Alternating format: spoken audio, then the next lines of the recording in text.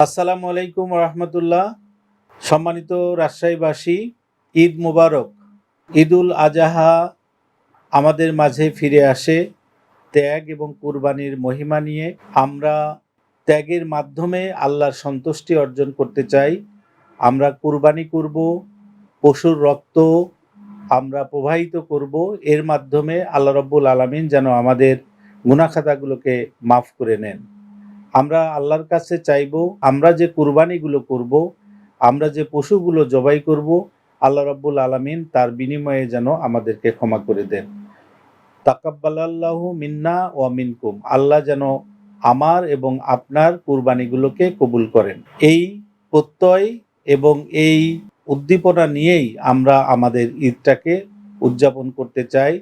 ধনী, গরিব নির্বিশেষে ঈদের খুশিটাকে আমরা সমানভাবে ভাগ করে নিতে চাই। সকলকে আবারও ঈদ মোবারক, ঈদ মোবারক।